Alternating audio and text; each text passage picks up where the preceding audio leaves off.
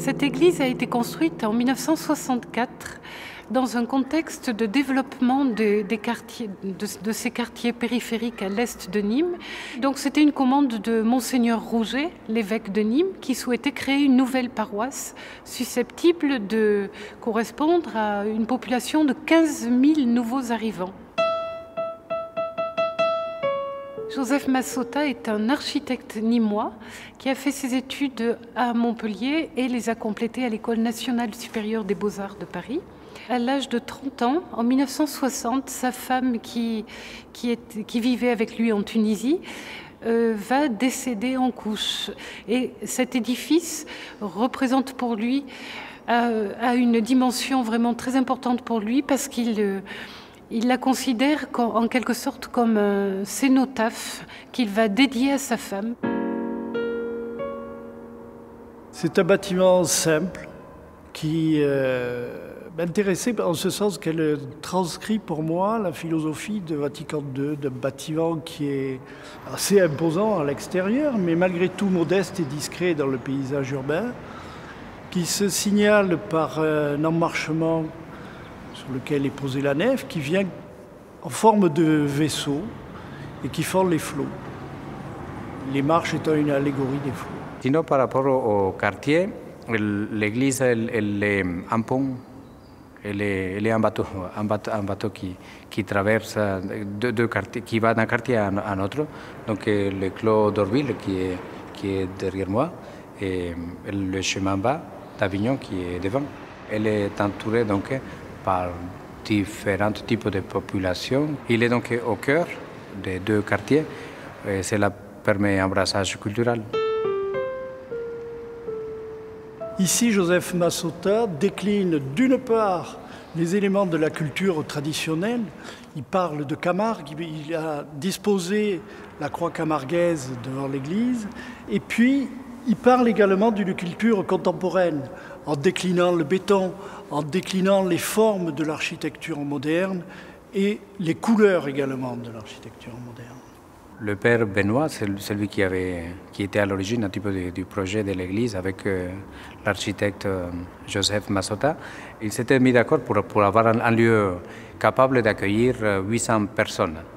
La disposition elle est tellement bien faite que l'assistance n'est pas loin du cœur.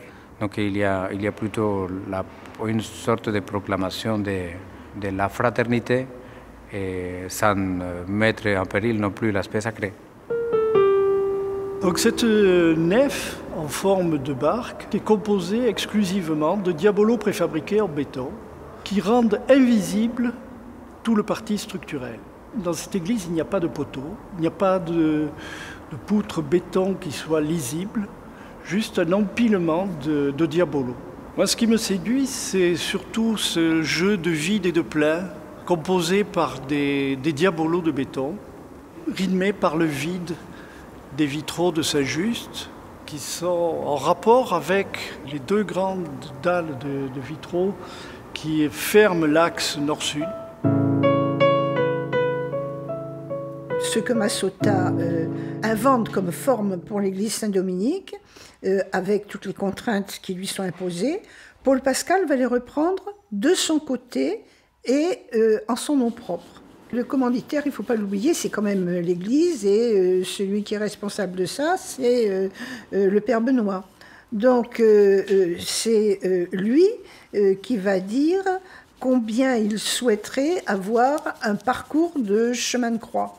Et c'est là où Paul Pascal va développer cette technique qui est parce qu'il faut serrer les prix. Serrer les prix, c'est travailler dans une matière pauvre, le béton, et Paul Pascal va inventer une technique qui permette de dessiner en quelque sorte, je dirais presque comme une gravure, dans le béton, en mettant du polystyrène sur la plaque de béton que l'on va couler. Paul Pascal a été amené aussi à travailler sur le baptistère. Elle va travailler sur le jeu de la lumière. Et deuxième chose, le baptistère s'ouvre quand même comme une paire d'ailes. Il y a une espèce d'ouverture d'envol qui signifie aussi que quelque chose comme l'esprit qui descend, hein, la fameuse colombe de l'esprit. J'ai eu la chance de pouvoir réaliser ces 2 petits vitraux dans le baptistère, partir d'abord de maquettes très inspirées par le paysage en fait, parce que j'ai toujours fait de l'aquarelle dans la nature. Et donc au départ, je me suis inspiré des bords de la mer, à la fois des reflets d'eau, de ciel, de nuages et beaucoup de sable. Voilà. Ça a été le démarrage. Paul Pascal, à travers cette église, va pouvoir développer toutes les valeurs qu'elle donne à l'art. Car pour elle, l'art est toujours religieux. Je crois qu'elle a vécu son travail dans l'église Saint-Dominique comme une prière.